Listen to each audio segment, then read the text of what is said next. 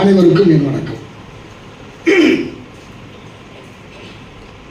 எனக்கு தந்திருக்கின்ற தலைப்பு பாரதி ஒரு ஆச்சரியக்குறி.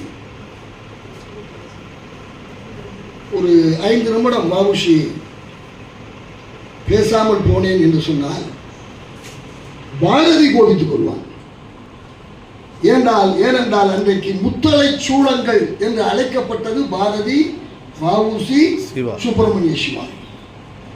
அதுல ஒன்றை பிடிக்கிட்டு மீதி 2 மட்டும் வச்சுட்டு குத்தனோம்னா அதுக்கு சரியா குத்தாரு. அப்போ 3 சேர்த்து குத்துனா திரிசூலம் குத்து. திரிசூலம் யார் கையிலேயோ போயிடுச்சு. திரிசூலம் வேற யார் கையில இருக்கணும். நீ எவனவனோ திரிசூலத்தை தூக்கிட்டு இருக்கான். அதனால சொல்ல வேண்டியவங்க சொல்லித்தான். 1923 எனக்கு ஆரோக்கியராஜ் பேசுனேன் செப்டம்பர் அந்த நினைவு. தந்தை பெரியார் தமிழக காங்கிரஸ் தலைவர். நிறைய பேருக்கு அதிர்ச்சியாக இருக்கும். கதர் இயக்கத்தை தமிழகத்திலே கட்டி வளர்த்ததே பெரியார். பெரியார் இல்லை என்றால் கதர் இல்லை தமிழகத்திலே. அந்த தந்தை பெரியார் 1923 நடக்கின்ற காங்கிரஸிலே கலந்து கொள்வதற்காக ரயிலிலே புகை வண்டியிலே செல்கிறார். வாவுசியிடம் பணம் இல்லை. ஊருக்கு அவனே சுதந்திரம் பிள்ளையே எழுதுகிற போது சொல்லுவார், ஊருக்கெல்லாம் கொடுத்த வாவுசிக்கு காங்கிரஸ் மகாநாட்டிற்கு செல்ல பணம் இல்லை. பெரியாரிடம் போய் சொன்னார். பெரியார் மிகவும் சிக்கனக்காரர். அவர் வாழ்க்கையிலேயே முதல் தடவையா முதல் வகுப்பு டிக்கெட் எடுத்திருந்தார். இது உலக ஆச்சரியம். அப்ப அதை ரத்து பண்ணிவிட்டு 2ஆம் வகுப்பு 2 டிக்கெட் எடுக்கிறார் பெரியார். இது ஒவ்வொரு வார்த்தையும் குறிப்பிடத்தக்கது. வாவுசியை உடனழைத்துக் கொண்டு பெரியார் செல்கிறார். சென்னை தாண்டிய உடனேயே ஆந்திராவிலே விசாகப்பட்டினத்தில் ஆட்கள் இருக்கிறார்கள். ஒவ்வொரு ரயில் நிலையத்திலும் மாபெரும் கூட்டம் வந்து நிற்கிறது. பெரியாருக்கு ஆனந்தம். நம்மை வரவேற்க ஆந்திராவிலிருந்து வந்திருக்கிறார்கள், கர்நாடகத்திலே இப்படி அந்த எல்லை போகின்ற வரை. ஆனால் அவர்கள் எல்லாம் கூடையாக பட்சணங்கள் கொண்டு வந்திருக்கிறார்கள், பலகாரங்கள் கொண்டு வந்திருக்கிறார்கள். எங்கே எங்கே எங்கே இதோ இங்கே இருக்கிறேன் என்று தந்தை பெரியார் தலையை நீட்டினார். நீங்கள் அப்படி ஒத்துப்பா அந்த பாஷை ஒத்துப்பா அது ஒதுக்கிட்டு சிதம்பரம் பிள்ளை எங்க, சிதம்பரம் பிள்ளை எங்க, சிதம்பரம் பிள்ளை எங்க. நாசமாய் போன தமிழனை தவிர இந்த உலகம் முழுவதும் பாபு சிதம்பரம் பிள்ளையை மதிக்கிறது. நாசமாய் போன தமிழனை தவிர.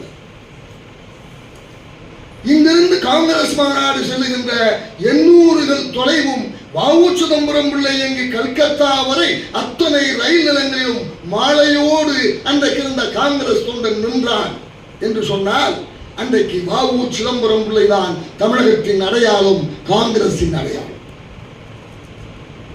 1935 காங்கிரசுடைய பொன்விழா தேனாம்பேட்டை காங்கிரஸ் மைதானத்திலே நடக்கிறது. மாவோசி போராடி அது சொன்னோம்னா வேற வேறு நான் நிறைய உண்மைகளை சொன்னா பல பேர் சங்கடப்படுவாங்க. சத்தியமூர்த்தி அன்றைக்கு தலைவர் சுயமரியாதை கூட போய் அந்த சூனாமானா அப்படி சொல்றது. அப்ப சுயமரியாதைக்காரன் அந்த அவன் கூட போயிருந்தாலும் போய் செலவழிச்சிட்டு இருக்க அப்படின்னு சத்தியமூர்த்தி ஐயர் சொல்லுகிறார். ஆனால் மாவோசி கடும் எதிர்ப்பு தெரிவித்து என வரலாற்றில் சத்தியங்களை பதிவு செய்தார்கள். இது நம்ம கட்சி அவர் கட்சி இவரே எல்லாம் சொல்லக்கூடாது. வரலாறு என்றால் உண்மை. மீறி வாவுசிக்கு ஒரு சிலை வைக்கிறார்கள். பெரியவர்களே, ஒரு உலகமத ஆச்சரியம் நடந்தது. பொருட்காட்சி நடந்து வருகின்ற பொழுது அக்கை பகவான் விஷயம் செய்து விட்டார். எங்கே பொருட்காட்சியில் எல்லாம் எரிந்து போனது, வாவுசி சிலை மட்டும் எரியாமல் இருந்தது. சத்தியத்தை தீ எரிப்பதில்லை. சீதை ஒரு சாட்சி என்று ராமாயணம் சொல்லும். தீயை சொட்ட தீ என்று கம்பன் எழுதுவார். அப்படி வாவு சிதம்பரம் பிள்ளை என்ற சத்திய தீயை அந்த தீ கூட தொடாமல் அவனுடைய சிலை மட்டும் எரியாமல் இருந்தது என்று சொல்லி வரலாறு பதிவு செய்திருக்கிறது. நான் போன எப்படி இதை மட்டும் 7 மணி நேரம் ஆகும். ஜான்சி ராணிக்கு இன்றைக்கு பாராட்டு விழா. ஜான்சி ராணியுடைய உண்மையான பெயர் யாருக்காவது தெரியுமா? நான் இந்த ஜான்சி ராணி சொன்னேன் இல்ல, மணிகர்ணிகா. அதுக்கு முன்னால இன்னொரு பேர் இருக்கு, சபீலி. மணிகர்ணிகா அப்பா அம்மா வச்ச பேரு. சபீலி அவர்களால் அழைக்கப்படுகின்ற பெயர். நான் அடிக்கடி எல்லா மேடைகளிலும் சொல்லுவேன், அப்பா வைத்த பெயரோடு செத்து போவன் சாதாரண மனிதன். அவன் சாதாரண மனிதன். தந்தை வைத்த பெயரை தாண்டி இன்றைக்கு ராமசாமி என்று பெயர் வைத்தவர் தந்தை பெரியார் என்று இன்றைக்கு உலகம் அழைக்கிறது. ஜவஹர்லால் என்று பெயர் வைத்தார்கள், மனிதருள் மாணிக்கம் என்று உலகம் அவரை அழைக்கிறது. கரம்சந்த் என்று பெயர் வைத்தார், காந்தி, மோகன்தாஸ் காந்தி என்று பெயர் வைத்தார்கள். மகாத்மா என்று உலகமே கையெடுத்துக் கொண்டது. அப்படி சபீலியாக இருந்து மணிகர்ணிகாக மாறி பின்னாலே ஜான்சி ராணியாக அவர் ஆகின்ற போது 13 வயது. 13 வயதிலே 2ஆம் தரமாக உருவாக்கப்படுகிறார். ராஜா வழக்கம் போல அப்ப சீக்கிரம் சேர்த்து போவாங்க. ஏன்னா ஒன்று விஷயம் தான்ல, ஒருத்தருக்கு ஒரு 500, 200, 300. அதனால அப்படியே மரண கிழக்குமே விரைவில் வந்துவிடும். தாமோதர ராவ் என்ற ஒரு சிறுவனை அவர் சுயகாரம் கொடுக்கிறார். பிரச்சனை வருகிறது, போர் நடக்கிறது. நான் சொல்ல வந்த செய்தி என்ன என்று சொன்னால், இந்த ஜான்சியோடு பொருந்துகின்ற ஒரு செய்தி. ஒரு நிலையை அடைவதற்கு யாருக்குமே எளிதில் வந்துவிட முடியாது. வந்த பிறகு அதை தக்க வைப்பது என்பது சாதாரணமான செயல். அதிர்ஷ்டத்தினால் உயர்ந்தவன் கூட அடுத்த காற்று அடிக்கிற போது அந்த எச்சிகளை வீழ்ந்து விடும். அது கலசமாக இருந்தால் தான் மேலே நிற்கும். அதுபோல 1857 முதல் சுதந்திர போரிலே எனக்கு தெரிந்து வரலாற்று ஆய்வாளர்கள் ஒத்துக்கொண்டிருக்கின்ற உண்மை என்ன என்று சொன்னால், அதை எழுதிய எரிமலை அல்லது முதல் சுதந்திர போர் என்று எழுதுகின்ற சாவர்கர் அவர் வாழ்க்கையிலேயே செஞ்ச ஒரு நல்ல காரியம் தான். சத்தியத்தை பதிவு நிச்சயம். இஸ்லாமிய ரத்தமும் இந்து ரத்தமும் இந்திய வரலாற்றிலே முதலாக இந்திய மாதாவுக்காக கலந்து ஓடியது என்ற உண்மையை அவர் அதில் பதிவு செய்துவிட்டார். ரத்தத்தில் போய் இஸ்லாமியர் இந்து இருக்குமா? பின்னால சொன்னாங்க, ஏ குரூப் பி குரூப் தான் நம்ம கேள்விப்பட்டிருக்கோம், என்னென்னமோ குரூப் சொல்றாங்க. ஆனால் அன்றைக்கு அவரே ஒத்துக்கொண்ட உண்மை. அவர் ஒரு செய்தி அதிலே வரவு செய்தி செல்கிறார். 2 பேர் மட்டும்தான் இந்த முதல் சுதந்திர போரிலே கடைசி வரை உண்மையாக போராடியவர்கள். ஜான்சி ராணியும் தாந்தியா டோபே 2 பேர் மட்டும்தான். ஒரு வீரமிக்க போரை. மற்றவர்கள்லாம் ஒரு வெற்றி அடைஞ்ச உடனே அப்படியே அன்னைக்கு உடனே தண்ணியடி சந்தோஷமா ஹாய் அப்படிங்கிறாங்கல்ல, அது மாதிரி அப்படியே விட்டுருவாங்க. அடுத்து பிரிட்டிஷ்காரன் திட்டமிட்டார் பேர் முறைப்படுத்தப்பட்டது. நம்மவே முறையில் ஒரு 1000 பேர் சொன்னாலும் டாய் டக்குன்னு அப்படியே படுத்துக்குவான். அப்படி அடைந்த பொழுது முறைப்படியான ஒரு போரை நடத்தி மிகப்பெரிய வீராங்கனையாக கால்கி யுத்தத்திலும் சரி ஜான்சி யுத்தத்திலும் சரி சாதனை படைத்த ஒரே ஒரு பெண், ஒரு வீரர், ஒரு வீராங்கனை என்று சொன்னால் ஜான்சி ராணி மட்டும்தான். அந்த ஜான்சி ராணியின் பேரை தாங்கி இருக்கின்ற என்னுடைய அன்பு மகள், மூத்த மகள். ஏன்னா 1950 இப்படியே நான் வரலாறு படிச்சு அதே இல்ல நீங்க இதுல கேள்வி ஸ்கூல்ல படிக்கிறப்ப 1987 சிநேகன் எல்லாம் கூட்டு வந்து அங்கே பேச வைக்கிறப்ப இவங்க அங்கே ஆசிரியர் பயிற்சிக்கு அப்போ வந்து அரசு உத்தரவுப்படி இருக்கின்ற நம்முடைய அரசு மேல்நிலை பள்ளிகளை எல்லாமே படித்துக் கொண்டிருந்தார்கள். அங்கே அடிக்கடி நான் பேசுவதற்கு செல்வேன். பின்னாலே பார்க்கின்ற பொழுது நான் பார்த்த ஜான்சி ராணிக்கும் இப்போது இருக்கின்ற ஜான்சி ராணிக்கும் அந்த ஜான்சி ராணியை போலவே ஒரு பெரிய வித்தியாசம் இருக்கிறது, வேறுபாடு இருக்கிறது. வளர்ந்திருக்கிறார், தன்னை வளர்த்துக் கொண்டிருக்கிறார். இன்றைக்கு வாங்குவதுதான் விருதுகள். தமிழ் சம்பளம் விருதெல்லாம் ஆனால் வாழ்க்கையில ஒரு தடவை யாரோ ஒருத்தர் வற்புறுத்தினாலும் தெரியாம கொடுத்தேன். அப்புறம் என்ன என் செருப்புகள் நானே அடிச்சுக்கிட்டேன். ஏன்னா அது ஒரு வாங்கின ஆள்லாம் பார்த்தப்ப ஐயோ சார் நம்ம போய் போட்டுட்டோமே அப்படின்னு. கடைசியில கரூர்ல இருக்க ஒரு அம்மா, இந்த மாவட்டத்தையும் சம்மந்தம் இல்லை, அவங்க பள்ளி செட்டிப்பட்டியில் ஒரு ரேஷன் கார்டை வாங்கி அவங்களுக்கு அந்த விருது போச்சு. எத்தனை புத்தகம் எழுதியிருக்கு, ஆனால் ஒரு புத்தகம்லாம் எழுதலைங்க. தமிழ் சம்பளம் விருது கட்டாயம் புத்தகம் எழுதியிருக்கணும். ஆனால் எதுவுமே இல்லாமல் இப்படியெல்லாம் வேணாம். அவர் விருதுகள் அப்படி போய் கொண்டு இருக்கிற பொழுது தகுதியானவர்களுக்கும் சில சமயத்திலே விருது வந்து கிடைத்துள்ளோம்.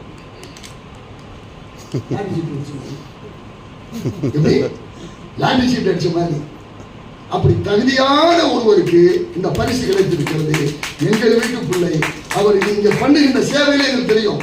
சுதந்திர தின ஊர்வலம் பண்ணு நிறைய வாத்தியார் என் மேல ரொம்ப கோபமா இருக்கா. ஏன்னா உள்ளதை சொல்றதுனாலே லீவு நாள் ஒரு நாள் லீவ்ல ஏசா சொல்றீங்க சொல்ற வாத்தியார் தான் நான் நிறைய பார்த்துருக்கேன். ஆனா அது கவலைப்படாம கூப்பிட்டு வந்து மாணவர்களுக்கு மாறுவேடம் போட்டு தன் சொந்த செலவிலே கூப்பிட்டு வந்து அந்த மாணவர்களுக்கு உற்சாகம் தருகின்ற ஒரு ஆசிரியர் ஜான்சி. அது மாதிரி அந்த கல்வி நிறுவனத்திற்கு அவர் பணியாற்றுகின்ற கல்வி நிறுவனத்திற்கு அவர் செய்திருக்கின்ற சேவையை அவர் சொல்லவில்லை. அங்கே நாங்கள் சென்ற பொழுது அங்கிருந்த சக ஆசிரியர்களே சொன்னார். அந்த அளவிற்கு சிறந்த பணியாற்றுகின்ற அவருக்கு வாழ்த்துதலை தெரிவித்துக் கொண்டு, என்ன ஒரு சிக்கல், எல்லாருக்கும் நான் மடியடிச்சே பழகிட்டேன். ஒரு 3500 பட்டிமன்றத்துக்கு உட்காந்து மடி அடிச்சு பழகிட்டேன். எனக்கு நான் சொல்லி 20 நிமிஷம் பேசுறேன் அப்படின்னு சொன்னோன்னு நம்புற ஆள் இருக்கு வருங்க.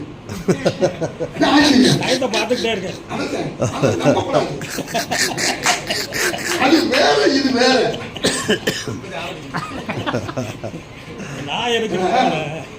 அறிஞர்கள் நிறைந்த அவையில இந்த செய்திகளை பதிவு செய்யவில்லை என்று சொன்னால் 1000 கிறுக்கனை உட்கார வச்சுட்டு பேசுவது மேடை இல்லை. 2 அறிவாளிகள் உட்கார்ந்தா நான்லாம் 50 மணி நேரம் பேசிட்டே தொட்டா போய்கிட்டே இருக்கும். இங்கே எதை பொறுத்தவரை கம்பம் தமிழ் இலக்கிய பேரவைக்கு வருகின்றவர்களே அத்தனை பேருமே நல்ல சுவைஞர்கள், அறிஞர்கள், கேட்பார்கள். அதனால ஒரு சில நேரங்களில் நாங்கள் எடுத்துக்கொள்ள வேண்டிய ஒரு செய்தி இருக்கிறது. இன்றைக்கு பாரதி ஒரு ஆச்சரியக்குறி என்று சொன்னார்கள். அந்த பாரதி ஏன் ஆச்சரியக்குறியாக மாறினான் என்பதுதான் வித்தியாசம். அவன் நொண்டி சிந்து பாடிய பிருந்தான், அறிவுமதி எழுதுகிறான் கவிஞர். அவன் நொண்டி சிந்து பாடிய பிருந்தான் தமிழ் நேராக நடக்க ஆரம்பித்தது.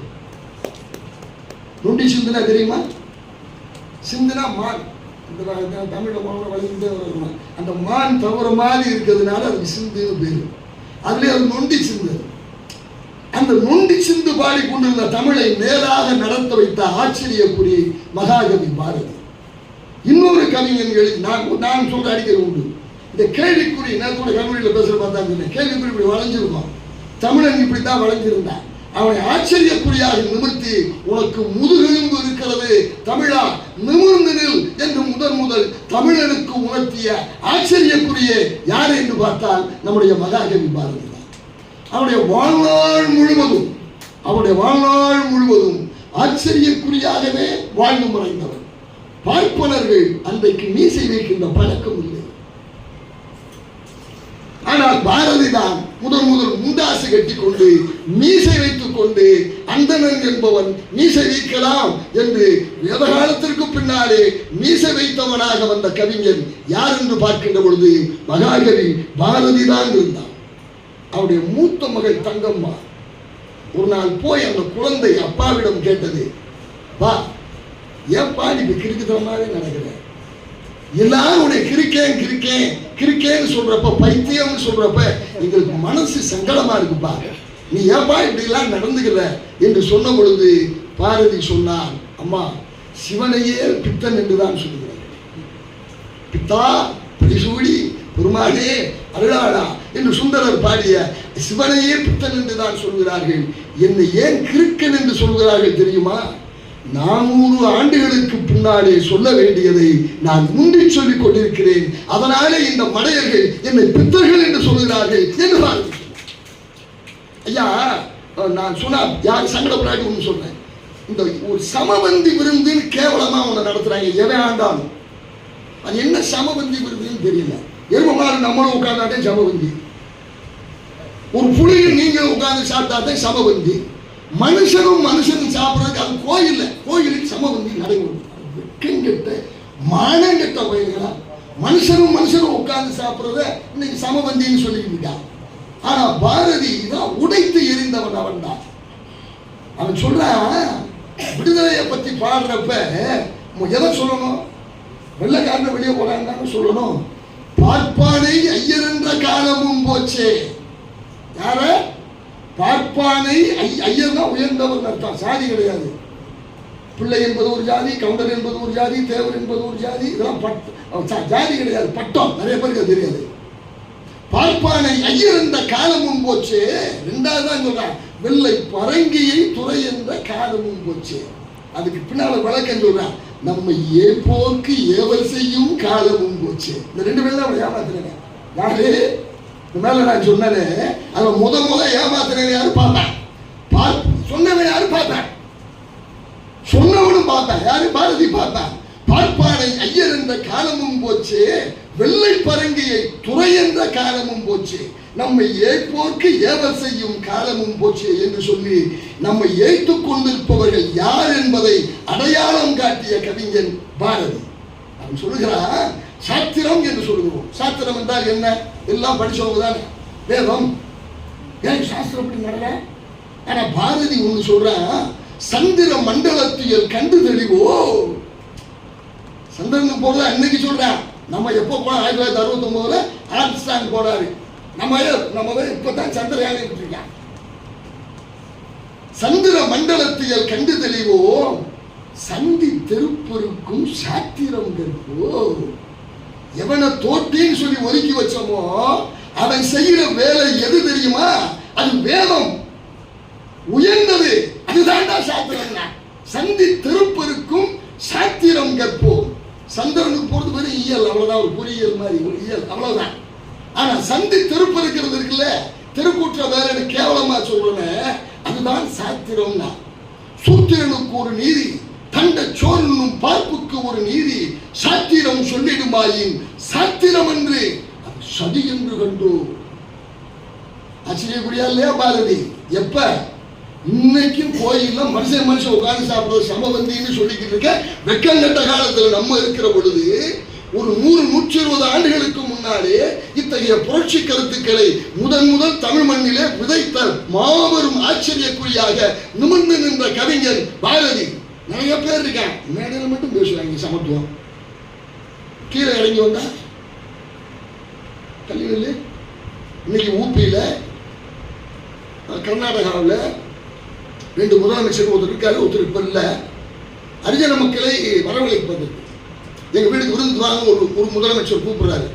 வர்றப்ப இன்னும் சோப் போட்டு குளிச்சுட்டு வரணும், இன்னும் ஷாம்பு போட்டு குளிச்சுட்டு வரணும், புது சட்டை வேட்டி போட்டுட்டு தான் வரணும்னு அங்க உத்தரப்பிரதேசத்தில் ஒருத்தர், கர்நாடகாவில் ஒருத்தர் சாப்பிட அவங்க தெருவுக்கே வர்றாரு, ஹரிஜன வீட்டுக்கே வர்றாரு. ஆனா ஹோட்டல்ல சோறு வாங்கி வச்சுக்கோம். நம்ம சமபந்தி இருக்கு, நம்ம சமத்துவம் அப்படி இருக்கு. தோழர்களே, இன்றைக்கு நான் பேசுகிறேன். இன்னைக்கு இங்க ஒரு அருந்தினர் வீட்டில் போய் சாப்பிட கூப்பிட்டோம்னா அப்படி தலையை சொல்லிடுறோமா இல்லையா? ஆனா பாரதி வெறும் வாயில சொல்லல, அவன் கூப்பிட்டு விட்டு கலைஞத்துக்கு பூணூல் போட்டான்னு மட்டும் தான் பல பேர் சொல்லிட்டு இருக்கான். ஆனா ஆதி திராவிடர் என்று சொல்லக்கூடிய சமுதாயத்தை சேர்ந்தவருடைய வீட்டிற்கு சென்று அவர்கள் பிரான்ஸ் ராணுவத்திலே முதல் உலக போரிலே கலந்து கொள்வதற்கு செல்லுகின்ற பொழுது அவர்கள் வீட்டிலே சென்று அவர்கள் வீட்டு தட்டிலே சாப்பிட்ட புரட்சியாளன் ஆச்சரியக்குறியாக நிமிர்ந்திருந்தவன் பாரதி. ஒரு வாயில புரட்சி பேசினவன் இல்ல. அந்த பைக்கை பிடிச்ச சத்தியம் வந்துகிட்டே இருக்கு. பல பேர் இங்க அப்படியே ஜாதியை ஒழிக்கணும்னாக, மதத்தை ஒழிக்கணும்னாக. ஆனா அவங்க சொந்த சாதியில் தான் கல்யாணம் முடிச்சாரு ஒழிய வேற சாதியில கல்யாணம் முடிச்ச தலைவர் எனக்கு யாரையுமே தெரியல. அவருடைய தொண்டர்கள் கல்யாணம் முடிச்சாங்க. அதெல்லாம் மேடையில் சொன்னோம்னா பெரிய விவகாரமே ஆயிடுது. சொந்த சாதிக்குள்ளே அந்த நாயுடு வர இந்த நாயுடு ஆக்கியிருக்காருன்னு சொன்னவங்களாம் எனக்கு தெரியும். ஆனால் பாரதி அப்படி இல்லை. கூட்டு ஒரு போட்டோ எடுத்துட்டாங்க. பாரதி படம் பார்த்தீங்கன்னா தெரியும். இப்போ நினைவு வருது. தங்கம்மா, செல்லம்மா, பின்னால் செல்லம்மா பக்கத்தில் உட்கார வச்சு பாரதி உட்காந்துருப்பான். பின்னால் உண்டா செட்டி விஜயராக செய்யறாங்க ஒருத்தரும், இன்னொருத்தரும் நிற்பாங்க. இவன் சொல்றான், பாரதி ஏன் செல்லம்மா நம்ம தங்கம்மா இவன் கட்டி கொடுத்துட்டாங்கன்னா அது என்ன சாதியே தெரியாது. இதுக்கு பயந்துட்டு இந்த அம்மா தங்கம்மாவை கூப்பிட்டு கடைக்கு ஓடி போயிடுச்சு. நான் செஞ்சாலும் செஞ்சிருக்கேன், அடிக்கிறேன் நடந்தது. அப்ப இந்த ஜாதி என்பதை, மதம் என்பதை தாண்டி மனிதம் என்று சொன்னவன், ஒரு இந்தியன் மட்டும் சொல்ல, மனிதம் என்று சொன்ன கவிஞன், மகாகவிஞன் பாரதி சொன்னால் 1000 சொல்லிக் கொண்டே போகலாம். நான் காலத்தை நிறைய நேரம் கடத்தி கொண்டிருக்க தேவையில்லை. ஒன்றை மட்டுமே சொல்லிவிட்டு நான் விடைபெறலாம் என்று நினைக்கிறேன். கொள்கை உறுதி என்று சொல்லுகின்ற பொழுதும் சரி, தேசியம் என்று சொல்லுகின்ற பொழுதும் சரி, ஒரு கணக்கு வச்சிருக்கோம். தேசியவாதின்னா தமிழுக்கு அவனுக்கு சம்மந்தம் இல்லைன்னு எழுதி வச்சுட்டாங்க. தேசியவாதியா இருக்கவங்களும் தமிழா அது நீச பாஷை, நம்ம பேசக்கூடாது அப்படி இங்கிட்டு எழுதி வச்சிருக்கேன். ஆனா பாரதி தேசியம் பேசினார், தமிழும் பேசினார். வாழிய செந்தமிழ், வாழ்கிற தமிழர், வாழிய பாரதமணி திருநாடு, இன்றமை வாட்டும் இன்னல்கள் மாய்க, நன்மை வைந்த எய்துக இதெல்லாம் நலிக. வாழிய செந்தமிழ் நான் முதல் தமிழை தான் சொன்னார். அடுத்து வாழிய சென்ற நாடு. அதுக்கப்புறம் வாழிய பாரத மணித்திரு நாடு, தேசியத்திற்கும் தமிழுக்கும் எந்த விரோதமும் இல்லை என்று சொன்ன முதல் ஆச்சரிய குறி மகாகவி பாரதி. வாழ்க்கை முழுவதுமே ஆச்சரியமானவர். எதை பார்த்தால் ஆச்சரியம் சார். சார், காசி நகர்ப்புலவர் பேசும் முறைதான் காஞ்சியில் கேட்பதற்கு கருவி செய்வோம். ஒரு அறியாத உண்மை ஒன்று சொல்லட்டுமா? வானொலி ரேடியோன்னு சொல்றோம், அதை கண்டுபிடிச்சது யாரு? ஆனா கண்டுபிடிச்சவன் இந்திய ஜெகதீஷ் சந்திரன் பசு போஸ் பசு எனக்கு அங்க உச்சரிப்புல பா வாங்குவது. அவர் கண்டுபிடிச்சது என்னைக்குமே இந்தியாவில் இழிச்சவன், என்னைக்குமே. இதுக்கு அந்த ஆளு காப்புரிமை வாங்கல, இது உலகத்துக்கு பயன்படுத்தும். இதை வச்சு மேல ஒரு பிடி மட்டும் அப்படியே வச்சுக்கிட்டு மார்க்கோனி அதுவும் பரிசை வாங்கிட்டு போயிட்டான், கோடிக்கணக்கில் சம்பாதிச்சு போயிட்டான். கண்டுபிடித்தவன் நம்முடைய வங்காளியான ஜெகதீஷ் சந்திர போஸ். இவர் இந்த ஆய்வு செய்வதற்கு முன்னால பாரதி இதை எழுதுறான், இந்த ரேடியோ கண்டுபிடிப்பதற்கு முன்னால எழுதுறான், டெலிவிஷன் கற்பனையிலே வராத போது சொல்லுகிறான். அது எங்க? காசி நகர்ப்புலவர் பேசும் முறைதான் காஞ்சியில் கேட்பதற்கு ஒரு கருவி செய்வோம். காஞ்சிக்கு காசிக்கு ஒரு தொடர்பு இருக்கு. காஞ்சியிலே ஒரு பல்கலைக்கழகம் இருந்தது, காசியிலும் ஒரு பல்கலைக்கழகம் அப்போதுதான் ஆர்வமாகி கொண்டிருந்தது. பல்கலைக்கழகமும் அறிவை பரிமாற்றம் செய்து கொள்ள வேண்டும் என்ற ஒரு சிந்தனையை அதற்குள்ளே கொண்டு வந்தார் கவிஞர் மகாகவி பாரதி. இன்னைக்கு கற்பனையில சொல்லிட்டேன், அன்னைக்கு பாரதி திருத்தேசமா சொல்லிட்டாரு. அது சொன்னதுதான் நடந்துச்சாடா. கண்ணதாசன் கேட்டாங்க, இப்படி கவிஞர் சொல்றாங்களே இதெல்லாம் நடக்கும், நாங்க ஏதாவது ஒன்று எழுதுவோம்யா, அது நடந்துருங்க. இல்ல அது எழுதுவாங்க, அது நடக்கும். தீர்க்கதரிசி எல்லாம் கிடையாது, அது எழுதுவாங்க. எவன் சத்தியத்தை எழுதுகிறானோ அது நடக்கும்.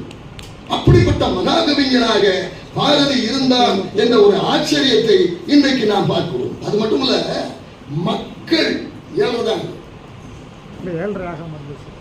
ஏழைக்கு இந்த நேரம் ஏழரை நாட்டையே ஏழ்றதான் பிடிச்சிருக்க. அது வேற. பாரதி மக்கள் மொழியிலே பாடிய கவிதை. மற்றவன் பூரா நான் அடிக்கடி ஒரு பாடல் கூட அலைகிற பேசப்போ கூட சொன்னேன், பிள்ளைகளை இங்கே முறைச்சு பார்த்தேன், இன்னும் அடிக்க வர்ற மாதிரி நம்ம சொல்லியிருக்காங்க. இரட்டை புலவர்கள் 2 பேர் உண்டு, புது சூரியர் இளைய சூரியர் அப்படின்னு தமிழ் படிச்சு ஒரு பிளான் தெரியும். அதை பேர் தான் சொன்னார் குங்காட்சிங்க.